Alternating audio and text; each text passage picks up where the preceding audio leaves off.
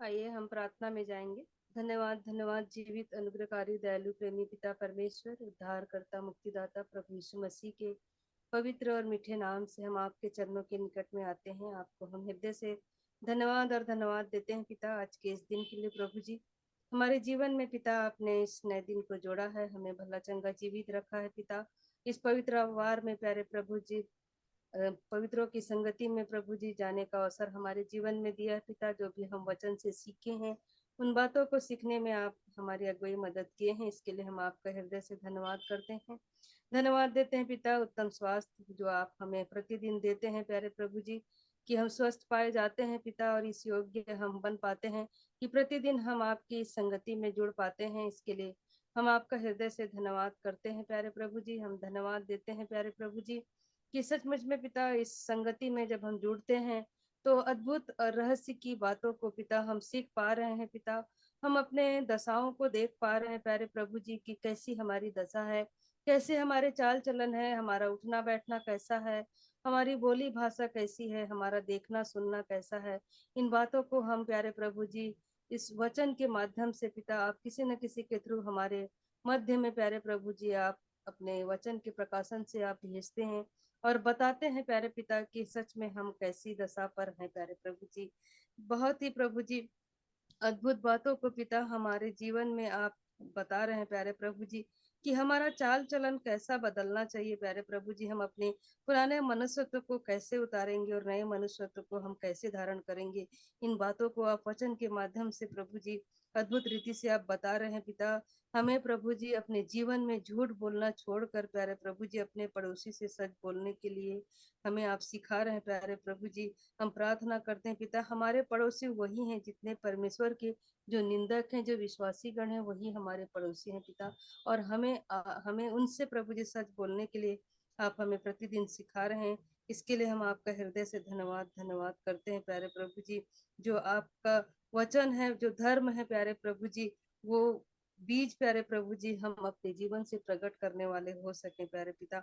हम प्रार्थना करते हैं प्यारे प्रभु जी कि हमारे जीवन में जो भी बातें हैं प्यारे प्रभु जी, जो गलत विचार हैं, गलत बातें हैं, जो गलत सोच बुढ़वा विचार वाले को देखते बैठी प्यारे प्रभु जी हमारे जाइत रही थी मैं अंदर बहुत देर से बाबू। दूर कभी होने 7:30 आ जाता है, कभी आठ। के जीवन से प्यारे प्रभु जी हाँ आप उन बातों को दूर करें प्यारे पिता। जब जब हम आपकी संगति में आते हैं, हमारे जीवन से उन गलत बातों को आप दूर करते हैं। इसके लिए हम आपका हृदय से धन्यवाद और धन्यवाद करते हैं प्यारे। जितने लोग भी जुड़ चुके हैं प्यारे पिता, हर एक के जीवन को आपके हाथों में हम सौंपते हैं। हर एक के जीवन से आप बोले, बातचीत करें कई बार प्यारे अंदर प्रभु से जी। आके आके दे रहे प्यारे हैं। प्रभु जी हर एक का जीवन वचन के अनुसार होने पाए प्यारे प्रभु जी। वचन क्या कहता है, आप क्या बताना चाहते हैं प्यारे प्रभु। हर दिन साढ़े उन सात बातों आता को है हम इतना दे अपने जीवन में लागू करते हुए हम आगे बढ़ने वाले हो सके पिता। आज के दिन में पिता जितने लोग भी जुड़ गए हैं, हर एक के जीवन के लिए हम धन्यवाद देते हैं। जो नहीं जुड़ पाए हैं प्यारे प्रभु जी, उन्हें भी जो भी रुकावटें हैं, बाधाएं हैं, जो आपके करीब आने से रोकती है प्यारे प्रभु जी, हर एक रुकावटों बाधाओं को हम प्रभु जी प्रार्थना करते हैं कि हर रुकावटें बाधाएं दूर होने पाए। और जो भी अड़चन बाधाएं हैं पिता, वो आपके नाम से दूर होने पाए प्यारे प्रभु जी। क्योंकि हर दिन आप हमसे बातचीत बोलना चाहते हैं, बताना चाहते हैं प्यारे पिता कि हमारे जीवन में कौन सी बातों की आवश्यकता है। इन बातों को आप हर दिन हमारे जीवन में देते हैं। इसके लिए हम आपका हृदय से धन्यवाद करते हैं प्यारे प्रभु जी। प्रार्थना करते हैं प्यारे पिता, जो भी वचनों को आज पढ़ते हैं, जो भी गीतों को गाते हैं, गवाहियों को देते हैं पिता, हर एक बातों में आपके नाम को महिमा मिलने वाला हो सके प्यारे पिता। सारी बातों के लिए हम आपका हृदय से धन्यवाद करते हैं। आज जिस किसी को भी आप उभार रहे हैं वचन के लिए पिता, जिसे भी आप अपना प्रकाशन आप दिए हैं पिता, उनके लिए हम विशेष प्रार्थना करते हैं। जो भी वचन की संगति लेकर आते हैं प्रभु जी, उन्हें अपने सामर्थ्य से भरिए, ताकि वो हम तक जो वचन लाते हैं पिता, वो हमारे हृदयों में बसने वाला हो सके प्यारे प्रभु जी। जो कुछ भी सुबह से लेकर अभी तक पिता हमारे जीवन से कहीं से भी गलती पाप अपराध हुए हो तो दया करके आप क्षमा करें। और प्यारे प्रभु जी हमारे जीवन में पिता उन बातों को हम ग्रहण करने के योग्य हो पाए, ऐसे हमारे जीवन को आप बनाए पिता। आगे के समय में पिता हर एक जुड़ने वालों को आपके हाथों में सौंपते हैं, और जो नहीं जुड़ पाए हैं उनको भी पिता आप जुड़ने का अवसर दीजिए। हर एक के इंटरनेट नेटवर्क कनेक्शन को आप बनाए रखिए पिता। सारी बातों के लिए हम आपका हृदय से धन्यवाद करते हुए इस प्रार्थना को उद्धारकर्ता मसीह यीशु के नाम से मांग लेते हैं, आमीन।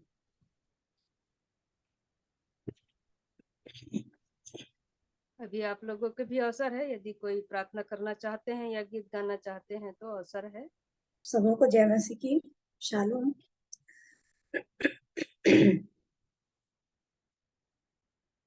मैं एक ये गीत है, और ये जो गीत है एक बेटी का अपने पिता से पूछने का कि क्यों यीशु मसीह को इतना दुख सहना पड़ा, इस विषय का गीत है ये। ऐ मेरे पापा मुझे सुनाओ खुदा की बातें, खुदा की बातें। ऐ मेरे पापा मुझे सुनाओ खुदा की बातें, खुदा की बातें। क्यों उसने अपनी जान दी, क्यों उसने वो दर्द सहा, क्यों उसने अपनी जान दी, क्यों उसने वो दर्द सहा। ऐ मेरे पापा मुझे सुनाओ खुदा की बातें, खुदा की बातें। उसने सारे जमाने से ऐसा प्यार किया है, उसने सारे जमाने की खातिर अपनी जान दी है, उसने सारे जमाने से ऐसा प्यार किया है, उसने सारे जमाने की खातिर अपनी जान दी है। ऐ मेरी बेटी तुम्हें सुनाऊं खुदा की बातें, खुदा की बातें। बेटी पूछती है क्यों से को सलीब पे चढ़ाया गया था, क्यों उसको सलीब पे चढ़ाया गया था, क्यों उसका इतना खून बहाया गया था, क्यों उसका इतना खून बहाया गया था, क्यों उसको कोड़ों से मारा गया था, क्यों उसको कोड़ों से मारा गया था। ऐ मेरे पापा मुझे सुनाओ खुदा की बातें, खुदा की बातें। धरती जब पाप से शरापित हुई थी, हम भी जब पाप से शरापित हुए थे,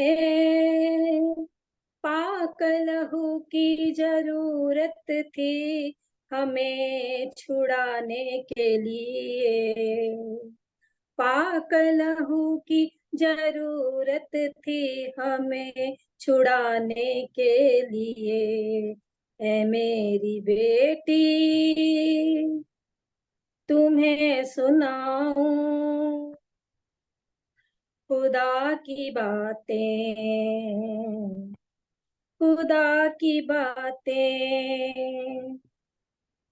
फिर बेटी बोलती, अच्छा तो उसने जो किया हमारे लिए था। अच्छा तो उसने जो सहा वो हमारे लिए था। अच्छा जो उसने जो किया वो हमारे लिए था।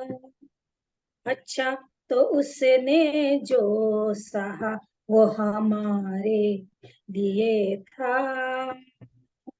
अच्छा तो वो सब कुछ ही हमारे छुटकारे लिए था। अच्छा तो वो सब कुछ ही हमारे छुटकारे के लिए था। ऐ मेरे पापा मुझे सुनाओ खुदा की बातें, खुदा की बातें। पिताजी पापा बोलते, हाँ इतना सब कुछ सह कर वो छुटकारा दे गया। सारे बोझ उठा कर वो छुटकारा दे गया। हाँ अपनी जान लुटा कर छुटकारा दे गया। हाँ अपनी जान लुटा कर छुटकारा दे गया। मेरी बेटी तुम्हें सुनाऊं खुदा की बातें, चलिए खुदा की बातें। मेरी बेटी सुनो सुनाऊं खुदा की बातें, खुदा की बातें। धन्यवाद ज्योति आंटी को सुंदर गीत के लिए। अभी भी अवसर है, यदि कोई गीत गाना चाहते हैं या गवाही रखना चाहते हैं तो अभी अवसर है आप लोगों को परमेश्वर की महिमा के लिए। जंगली दरख्तों के दरमियान एक सेब के पेड़ के समान, जंगली दरख्तों के दरमियान एक सेब के पेड़ के समान नजर आता है मुझे ऐ मसीह, नजर आता है मुझे ऐ मसीह। सारे संतों के बीच में तू, सारे संतों के बीच में तू। हम करूं तेरी ए प्रभु अपने जीवन भरी जंगल के सफर में, गाऊं शुक्र गुजारी से मैं, गाऊं शुक्र गुजारी से मैं।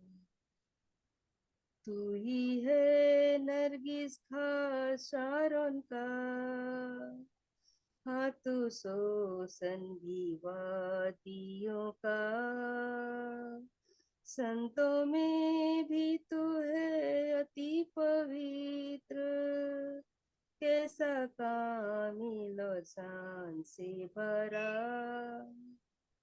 हम करूं तेरी ये प्रभु अपने जीवन भरी जंगल के सफर में, गाऊं शुक्र गुजारी से मैं, गाऊं शुक्र गुजारी से मैं। इत्र के समान है तेरा नाम, खुशबू फैलाता है जहां में। इत्र के समान है तेरा नाम, खुशबू फैलाता है जहां में। तंगी मुसीबत और बदनामी में, तंगी मुसीबत और बदनामी में, बना खुशबूदार तेरे समान। हम करूं तेरी ये प्रभु अपने जीवन भरी जंगल के सफर में। गाऊं शुक्र गुजारी से मैं, गाऊं शुक्र गुजारी से मैं। घबराहट की लहरों से डूब दुख के सागर में। घबराहट की लहरों से डूब दुख के सागर में। अपने जोरावर हाथ को बढ़ा, अपने जोरावर हाथ को बढ़ा, मुझे अपने सीने से लगा, मुझे अपने सीने से लगा। हम करूं तेरी ये प्रभु अपने जीवन भरी जंगल के सफर में। गाऊं शुक्र गुजारी से मैं, गाऊं शुक्र गुजारी से मैं। धन्यवाद। अभी आप लोगों को भी अवसर है, यदि कोई गीत गाना चाहते हैं या वचन पढ़ना चाहते हैं या गवाही देना चाहते हैं तो आप लोगों को अवसर है। यदि कोई गवाही है या वचन आप भी शेयर सबको करते हैं तो अवसर है। जी जी, आप सबको सालों जय मसीह क्वेश्चन करना चाहता हूँ। ये रोमियो 12 का 1 से, परमेश्वर की सेवा का जीवन। इसलिए हे भाइयों, मैं तुमसे परमेश्वर की दया स्मरण दिलाकर विनती करता हूँ कि अपने शरीरों को जीवित और पवित्र और परमेश्वर को भावता हुआ बलिदान करके चढ़ाओ, यही तुम्हारी आत्मिक सेवा है। सचमुच में हम प्रतिदिन प्रार्थना करते हैं, निवेदन करते हैं, प्रभु हमें आत्मिक रूप से तैयार करिए, हमारा जीवन आपके जैसा भाव में बन सके, आपके जैसा नम्र हो सके, और प्रभु का आगमन के समय हम अपने इस सांसारिक जीवन से मुक्त होकर आत्मिक रूप से तैयार होकर प्रभु के साथ जाने पाए। लेकिन प्रभु हमें स्मरण दिलाना चाहता है कि सेवा और आत्मिक रूप से तैयार होने के लिए हमें क्या करना है, कि हम अपने शरीरों को जीवित और पवित्र और परमेश्वर को भावता हुआ बलिदान करके चढ़ाओ, यही हम तुम्हारी आत्मिक सेवा है। प्रभु ने अपने वचन में कहा है कि हमें इस सांसारिक जीवन को, अपने शरीरों को न देखते हुए प्रभु के वचन में ध्यान लगाना है और अपने शरीर को जीवित और पवित्र और परमेश्वर को भावता हुआ बलिदान करके चढ़ाना है। तो परमेश्वर को भावता हुआ कैसे चढ़ाएंगे? जब तक हम अपने सांसारिक जीवन से इस तरह की असुविधा है, पाप है, जीवन तक हमारे छुटकारा तो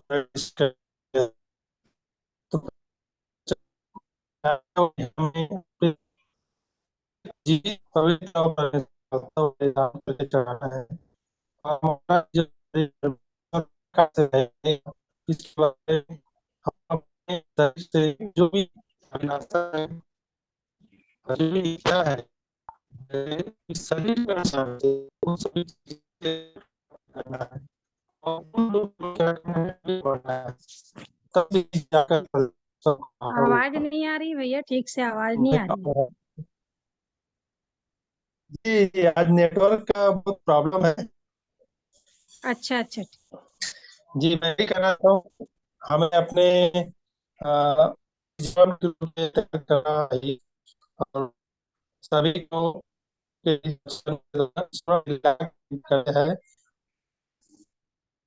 यदि कोई वचन भी बोलना चाहते हैं तो अवसर है अभी, यदि गवाही भी है या वचन कुछ बांटना चाहते हैं तो तिग्गा भैया आपको अवसर है। ठीक है, प्रभु का धन्यवाद हो। एक वचन देख लेते हैं। प्रभु का धन्यवाद हो। जी सभी लोगों को प्रभु में नमस्कार। एक छोटा सा वचन देखते हैं।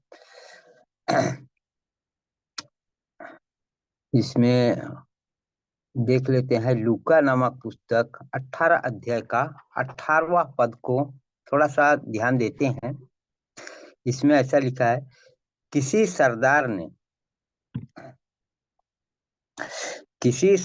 ने उससे पूछा, हे उत्तम गुरु, अनंत जीवन का अधिकारी होने के लिए मैं क्या करूं? देखो, यहाँ पे सरदार था, मैं पास्टर भी रहा होगा, लेकिन एक चीज उसमें कमी रहा। तो उन्होंने पूछा कि अनंत जीवन के लिए मैं क्या करूं?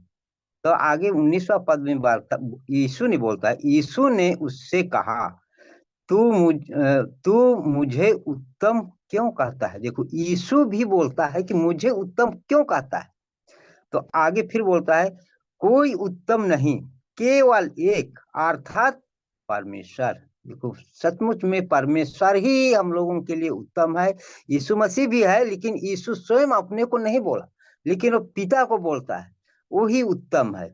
तो फिर आगे 20वां पद में कहता है, तू तू आज्ञाओं को तो जानता है, व्यभिचार ना करना, हत्या ना करना और चोरी ना करना, झूठी गवाही ना देना, अपने पिता और अपनी माता का आदर करना।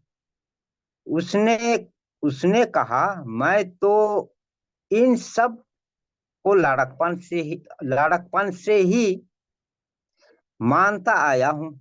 देखो, यहाँ बोलता है कि लड़कपन से ही ये सब चीजों को तो मानते आया हूँ। तब यीशु ने यहाँ और जवाब देता है, उत्तर देता है। यह सुनकर यीशु ने उससे कहा, तुझ में अब भी एक बात की घटी है।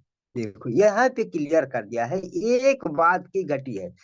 तो यहाँ प्रभु ने किस बातों को बोला है कि एक बात की घटी है? तो यहाँ उन्होंने सब कुछ जानता रहा, दशवांश देता रहा, प्रार्थना करता रहा, वचन पढ़ता रहा, सब कुछ करता रहा, लेकिन उन्होंने जीवन को नहीं पाया था, जो कि अनंत जीवन पाने के लिए उस जीवन को भी पाने की आवश्यकता है। तो उस वही बात की उसमें घटी है, तो उन्होंने नहीं समझ पाया। तो तब यहाँ कहता है अपना सब कुछ, तब यीशु ने बोलता है उसकी एक बात की घटी है। तब वहां पे यीशु ने बोलता है, अपना सब कुछ बेच कर कंगालों को दे दे और तुझे स्वर्ग में धन मिलेगा, और आकर मेरे पीछे हो ले। तो उन्होंने धनी आदमी था, हर चीज रहा, उसके हर कुछ जानता रहा, वही उसका धनी था, लेकिन उसमें एक ही बात की घटी था, जो कि जीवन नहीं पाया था। पढ़ने के लिए सब पढ़ता रहा, सब कुछ करता रहा, लेकिन जीवन ही नहीं था। तो उन्होंने फिर यहाँ बोलता है, यह सुनकर बहुत उदास हुआ, क्योंकि वह बड़ा धनी था। देखो, धनवान, वचन में कहता है कि धनवानों का स्वर्ग राज में प्रवेश करना कठिन है। तो उसी बात को लेकर के उन्होंने बोला कि क्योंकि वह बड़ा धनी था। तो फिर आगे फिर यहीं पे बोलता है 24 में, यीशु ने उसे उसे देखकर कहा, धनवानों का परमेश्वर के राज्य में प्रवेश करना कितना कठिन है। तो यहीं पे उन्होंने बातों को नहीं समझ पाया कि उसके पास जीवन है कि नहीं है। इस चीजों को उन्होंने इस सांसारिक धन की बारे में सोचने लगा हो, इसीलिए वही बात की उसमें घटी भी था। तो 25वां पद में भी कहता है, परमेश्वर के राज्य में धनवान के प्रवेश करने से ऊंट का सुई के नाके में से निकल जाना सहज है। तब वहीं पे प्रभु यीशु मसीह ने बोला कि ऊंट के सुई में से ऊंट का निकल जाना सहज है, पर धनवानों का स्वर्ग राज में प्रवेश करना कठिन है। तो प्रभु ने सचमुच में यहाँ बोला है कि हम लोगों के पास आज्ञाकारिता होना चाहिए। ऊंट तो आज्ञाकारिता को प्रदर्शित करता है, उसको बताता है। तो हम लोगों के पास आज्ञा नहीं रहता है, तो वही स्वर्ग राज में जाने के लिए हम लोगों को बड़ी कठिन हो जाती है। फिर आगे लूका 18 का ही 35 को देख लेते हैं। तो यहाँ ऐसा ऐसा लिखा है, जब वह यारूही से निकट निकट पहुंचा तो एक अंधा सड़क के किनारे बैठा हुआ भीख मांग रहा था। वह भीड़ के चलने की आहट सुनकर पूछने लगा, यह क्या हो रहा है? उन्होंने उसको बताया, यीशु नासरी जा रहा है, यीशु नासरी जा रहा है। तब उसने पुकार के कहा, हे यीशु, दाऊद के संतान, मुझ पर दया कर। देखो, यहाँ जन्म से ही अंधा था।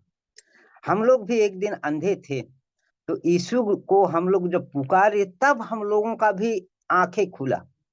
तो उसी रीति से यहाँ दृष्टांत में बताया है कि इसी रीति से हम लोगों को भी हर एक लोगों को बताने की आवश्यकता है, और हर एक लोग यीशु के निकट जाना है। यीशु को पुकारेंगे, उसके बातों में विश्वास करेंगे, तब हम लोगों का भी आंखें खुलता है।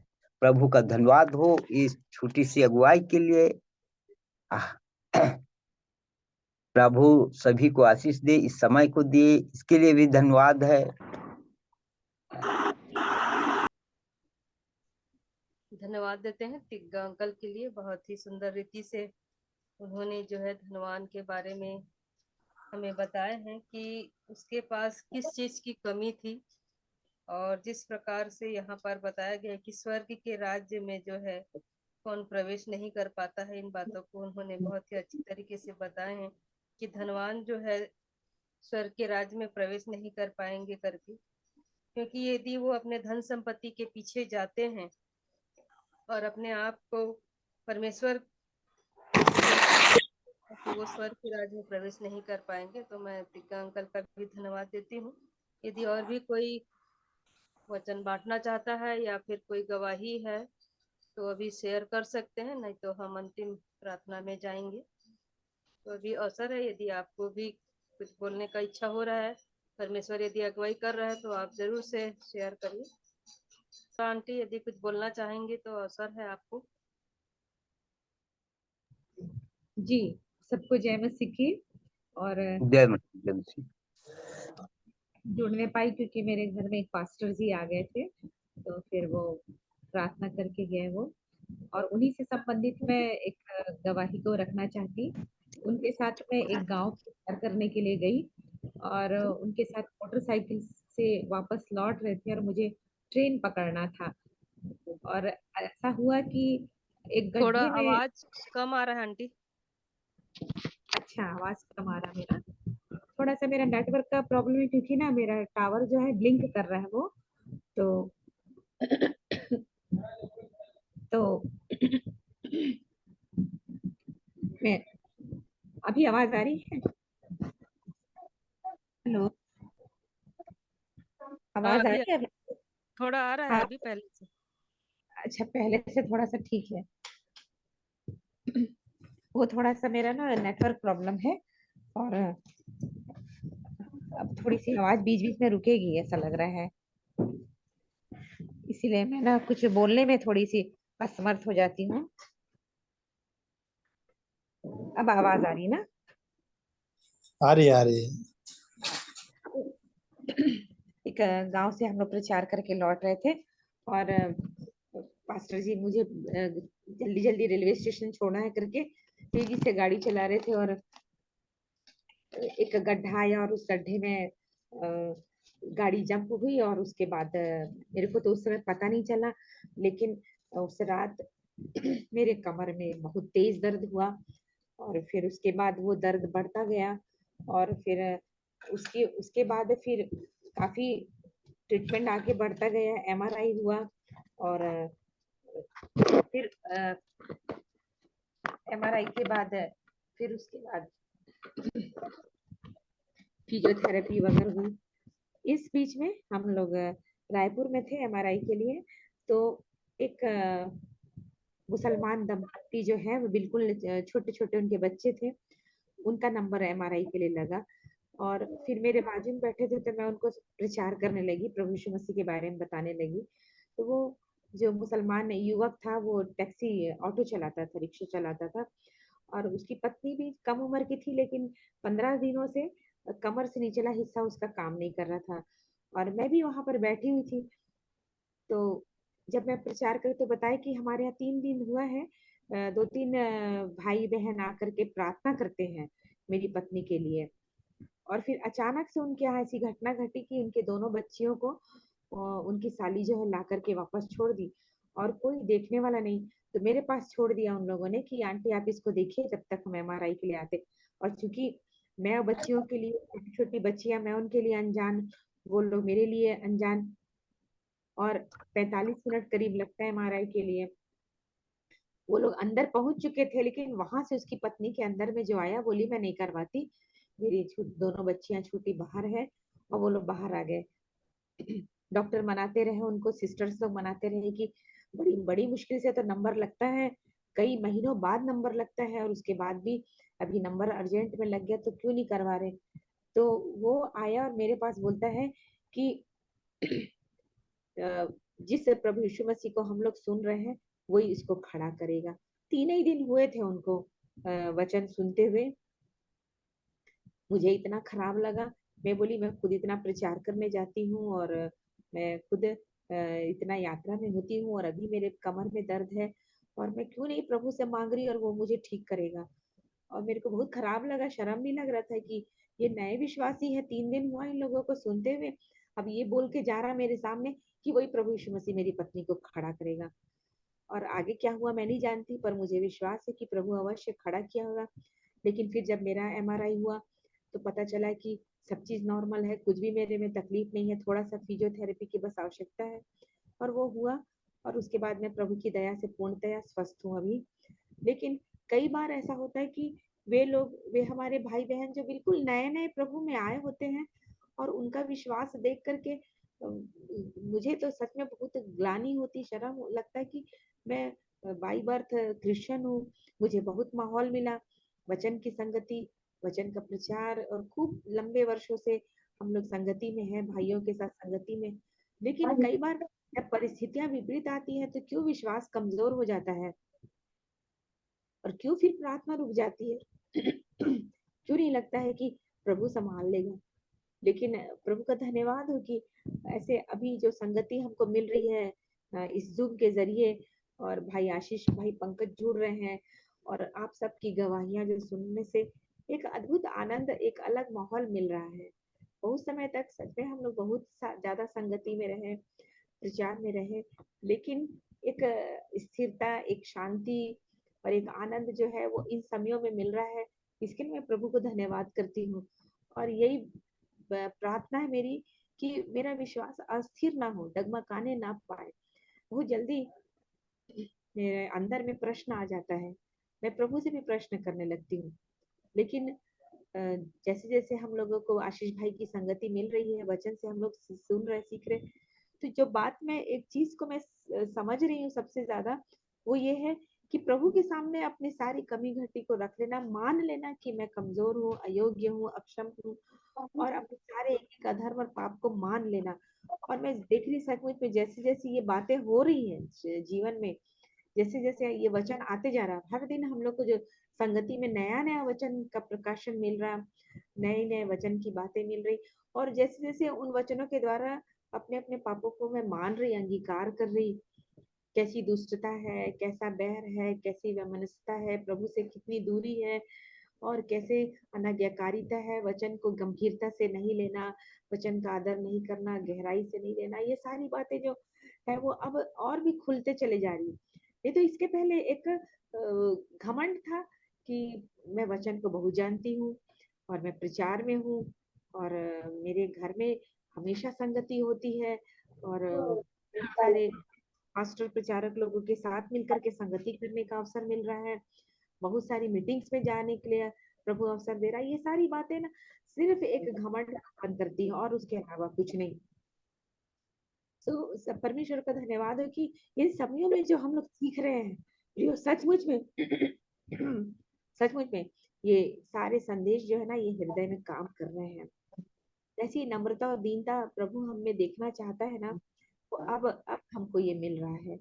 सो सारे प्रियों के लिए मैं सच में धन्यवाद देती हूँ कि सब एक दूसरे के लिए प्रार्थना कर रहे हैं, एक दूसरे के लिए कि आत्मिक उन्नति देखना चाह रहे हैं, और तो और प्रभु हमारे जीवन में वास्तविक बदलाव को देखना चाह रहा है, वास्तविक मन फिराव को वो हमारे जीवन में देखना चाह रहा, और इसीलिए इस जूम के जरिए हमारे लिए प्रबंध हुआ है। तो प्रभु सहायता करे कि अस्थिरता और डावाडोलपन ये सब मेरे जीवन से दूर हो जाए, और हम सबों के जीवन से दूर हो जाए, और एक अच्छे मजबूत और सच्चे पक्के विश्वासी बन करके हम सामने आए, और हमारे जीवन से प्रभु की महिमा हो, और तब लोग हमारे जीवन को देखकर परमेश्वर की बड़ाई करें। ये हमारे जीवन में फिर से आप सबों को धन्यवाद। शाली मसीह की धन्यवाद सुंदर गवाही के लिए लता आंटी को। मुझ में उन्होंने जो गवाही बताई और जो भी हॉस्पिटल जाते तक उनके साथ जो भी बातें हुई, और जैसे परमेश्वर का वचन जो है उनको अगुवाई किया, और कैसे विश्वास में वो अस्थिरता को पाई, उन बातों को वो बताई कि सच में जब हम अपने जीवन में कभी कभी जो है हमारा विश्वास कमजोर हो जाता है, हम डावाडोल हो जाते हैं, लेकिन परमेश्वर अपने वचनों से हमें दिखाता है, और वो जो है उन परिस्थितियों में भी हमें उस वचन से थाम लेता है। इसलिए परमेश्वर पिता का मैं धन्यवाद देती हूँ, और आंटी के लिए भी कि उनके जीवन में जो भी स्थिरता है वो दूर होने पाए, और वो पूर्ण रूप से विश्वास में स्थिर पाई जाए। जबकि अन्य जाति लोग जो है 2-3 दिन वचन को सुने थे और उनका विश्वास इतना था कि प्रभु यीशु मसीह उन्हें खड़ा कर सकता है, तो हम तो कई दिनों से वचनों को हम सुन रहे हैं, जान रहे हैं, सीख रहे हैं, और परमेश्वर जो है हमारे मन की बातों को, हमारे जो भी दशा है उनको अद्भुत रीति से इन दिनों में जब हमको दिखा रहा है, तो हमको उनसे बढ़कर हमारे जीवन में और भी अधिक से अधिक कार्य होना चाहिए। परमेश्वर का, प्रभु यीशु मसीह का जो स्वभाव है, जो बातें हैं, वो सब प्रकट होना चाहिए। इसलिए सचमुच में इन दिनों में हम जो है अद्भुत वचनों को हम सीख पा रहे हैं, और हम अपने आप को सच में हमें देखने जांचने की अभी जो अवसर मिला है, ये बहुत ही अनमोल समय हमारे जीवन में प्रभु दे रहा है। हम नहीं जानते प्रभु यीशु मसीह का आगमन कब होगा, तो हमको सच में जो ये अवसर मिला है इन दिनों में, छोटी छोटी बातों में जो हम हमारे सामने में भी जो परिस्थितियां आती है, उनमें भी हमको वचन को देखना चाहिए कि हम उस वचन के अनुसार हमारा जीवन हो रहा है कि नहीं हो रहा है। तो हम आपस में जितने भी जुड़ते हैं एक दूसरे के लिए जरूर से प्रार्थना करें कि हमारे ग्रुप में जितने भी लोग हैं, कम से कम हम वचन में आगे बढ़ सकें, और जब हम लोग स्थिर पाए जाएंगे, हम सिद्ध हो जाएंगे यदि वचन में, तो हम जरूर से दूसरों को भी हम उन बातों को अच्छी तरह से हम बता पाएंगे, और हम विश्वास दिला पाएंगे। तो परमेश्वर पिता को हर एक बातों में मैं धन्यवाद देती हूँ, और यदि कोई बोलना चाहता है तो अवसर है, नहीं तो हम अंतिम प्रार्थना में जाएंगे। यदि और कोई बोलना चाहता है यदि परमेश्वर उभार रहा है, कुछ वचन उनके जीवन में काम किया है, तो आप जरूर से शेयर करिए। नहीं तो आइए हम लोग अंतिम प्रार्थना में जाएंगे। धन्यवाद, धन्यवाद जीवित अनुग्रहकारी दयालु प्रेमी पिता परमेश्वर, उद्धारकर्ता मुक्तिदाता प्रभु यीशु मसीह के पवित्र और मीठे नाम से हम आपके चरणों के निकट आते हैं। आपको हृदय से हम धन्यवाद धन्यवाद देते हैं प्यारे प्रभु जी। धन्यवाद देते हैं पिता सुंदर से इस जो मीटिंग के लिए पिता, जितने लोग भी जुड़े थे पिता, चाहे हम 2 हैं या 4 हो प्रभु जी, लेकिन आपकी उपस्थिति को हम महसूस किए हैं पिता, इसके लिए हम आपका हृदय से धन्यवाद करते हैं। जो भी हम वचन को सुने हैं, गवाहियों को सुने हैं पिता, गीतों को गाए गए हैं, हर एक बातों में आपके नाम को हम महिमा देते हैं प्यारे प्रभु जी। धन्यवाद देते हैं तिग्गा अंकल के लिए भी, जो भी वचन उन्होंने रखा है प्यारे प्रभु जी, कि स्वर्ग के राज्य में कौन प्रवेश कर सकता है, इन बातों को उन्होंने कहा है प्यारे प्रभु जी। यदि हम धन संपत्ति और अपने ऐशो आराम और अपने संसारिक जीवन के पीछे भागते हैं, तो हमारा जीवन स्वर्ग के राज्य में, उस परमेश्वर के राज्य में हम नहीं जा सकते हैं। सचमुच में प्यारे प्रभु जी हम धन्यवाद देते हैं इन वचनों के लिए, और हम ये अपने आप को देखने जांचने वाले हो सके पिता, कि हम किसके पीछे भाग रहे हैं प्यारे प्रभु जी। इन दिनों में बहुत ही अद्भुत रीति से आप हमारे जीवन में प्रभु जी उन वचनों को आप दिखा रहे हैं प्यारे पिता, कि हम कैसे अपने जीवन में कहाँ पर कमी है, कहाँ पर हम गलत पाए जाते हैं, कहाँ पर निर्बल हैं, दुर्बल हैं, इन बातों को आप प्यारे प्रभु जी वचन के एक एक वचन से हमें दिखा रहे हैं। इसके लिए हम आपका हृदय से धन्यवाद करते हैं पिता, कि हम अपने कामों को प्रभु जी अपने अच्छे चाल चलन से किस प्रकार से हम नम्रता से उसको हम प्रकट करेंगे पिता। यदि हम अपने चाल चलन को सुधारते हैं, तो हमारे जीवन में आप उस ज्ञान को प्रकट करते हैं प्यारे प्रभु जी। इन बातों को हम सीख पा रहे हैं प्यारे प्रभु जी, और हमारा जीवन जो जो आप जो ज्ञान देते हैं प्यारे प्रभु जी, वो ऊपर से आता है, और वो पवित्र और मिलनसार और मृदु भाव होता है प्यारे प्रभु जी। हम प्रार्थना करते हैं पिता, कि हमारे जीवन में वो प्रेम होना चाहिए प्यारे प्रभु जी, कि जो लोग पहले कदम को बढ़ाते हैं, उनका प्रेम बड़ा होता है प्यारे प्रभु जी। झुकने वाला व्यक्ति प्रभु जी परमेश्वर उसको बड़ा बनाता है पिता। इन बातों को हम कल सीखा है प्यारे प्रभु जी।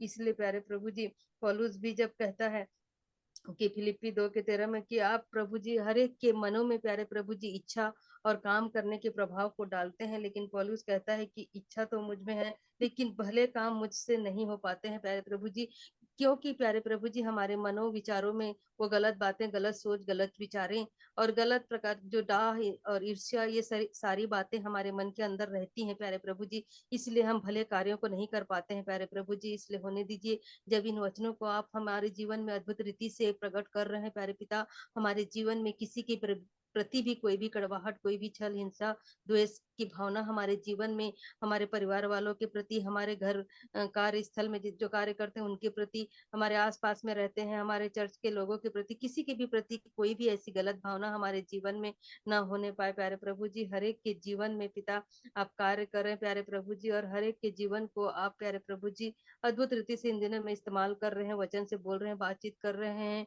इसके लिए हम आपका हृदय से धन्यवाद करते हैं प्यारे प्रभु जी। जितने लोग भी इस वचन में, इस संगति में जुड़े हैं, अभी तक स्थिर रहे हैं, इसके लिए हम आपका हृदय से धन्यवाद देते हैं प्यारे प्रभु जी। प्रार्थना करते हैं प्यारे प्रभु जी कि हमारे जीवन के एक एक पल को आप जानते हैं प्यारे पिता, कि हमारी दृष्टि कहाँ कैसी है प्यारे प्रभु जी, क्योंकि आप मन के विचारों को आप दूरी से समझने वाले खुदावन आप है प्यारे प्रभु जी।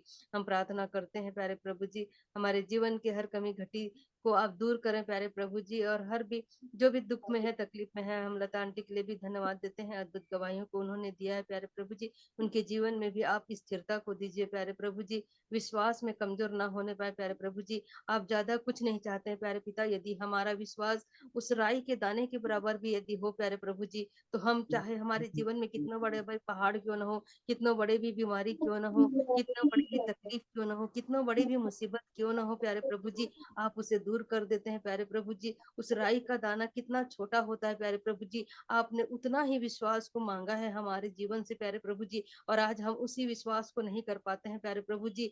लोग, अन्य जाति लोग प्यारे प्रभु जी आज विश्वास में आगे बढ़ जा रहे हैं प्यारे पिता, लेकिन हम वचनों को रोज सुन रहे हैं प्यारे पिता, फिर भी हम क्यों कठोर हो जा रहे हैं, क्यों निष्ठुर हो रहे हैं प्यारे प्रभु जी। आप हमारे जीवन को पिता आप नम्र दीन बनाइए प्यारे प्रभु जी, हमारे जीवन के हर घमंड की बातों को आप दूर करें प्यारे पिता। जो आपके करीब करीब आने में रोक रही है, आपसे आपके पर विश्वास करने में जो अस्थिरता हो रही है वो दूर होने पाए प्यारे प्रभु जी। और हमारे जीवन को पिता आप उस योग्य बनाए प्यारे प्रभु जी कि हम आपके समक्ष में स्थिर होने के योग्य हो सकें, आपके समक्ष खड़े होने के योग्य होने पाए पिता, आपके पुत्र और पुत्रियां कहलाने के योग्य होने पाए प्यारे प्रभु जी। जितने लोग भी जुड़े हैं हर एक के घर परिवारों को हम आपके हाथों में सौंपते हैं, और जो नहीं भी जुड़ पाए हैं उन सभी भाई बहनों को भी आपके हाथों में हम सौंपते हैं पिता। जहाँ कहीं भी जैसे भी हालत में है हर एक के जीवनों को आप आशीर्वादित करें प्यारे प्रभु जी। हर एक के जीवन में जो भी कमी घटी है, दुर्बलताएं हैं, बीमारियां हैं, तकलीफें हैं, मुसीबतें हैं, आपके नाम से दूर होने पाए प्यारे प्रभु जी। इस रात की बेला में पिता हम प्रत्येक के आत्मा प्राण देह को आपके हाथों में सौंपते हैं पिता। हर एक के घर परिवार वाले यदि कहीं बाहर हैं, दूर हैं पिता, हर एक के जीवन को आप आशीर्वादित करें पिता। इस रात की बेला में प्यारे प्रभु जी हमें आप अपने अधीन और नियंत्रण में रखें पिता। नाना प्रकार के गलत सोच विचारों से प्रभु जी आप हमें बचा करके रखें प्यारे प्रभु जी। जहरीले कीड़े मकोड़ों, सांप बिच्छों से आप हमें बचा करके रखें प्यारे पिता। शैतान के गलत सोच विचारों से प्यारे प्रभु जी हमें बचा करके रखें प्यारे प्रभु जी। उसके जाल फंदों से हमें दूर रखें प्यारे प्रभु जी। और इस रात की बेला में प्यारे प्रभु जी हमें मीठी नींद दीजिए पिता। और यदि आपकी इच्छा हो तो कल के दिन हमारे जीवन में आप फिर से दिखाएं कि हम आपकी महिमा, आपकी प्रशंसा, आपकी बड़ाई और आपका गुणानुवाद करने वाले हो सके प्यारे प्रभु जी। आगे के समय में पिता हर एक लोगों को आपके हाथों में सौंपते हैं और अपने आत्मा प्राण देह को भी आपके हाथ में सौंपते हुए इस प्रार्थना को उद्धारकर्ता मसीह यीशु के नाम से मांग लेते हैं, आमीन। आमीन आमीन। आमीन। सबको जय मसीह की, शालोम। जय मसीह की जय। जय मसीह की सभी को। Shalom shalom. शालोम।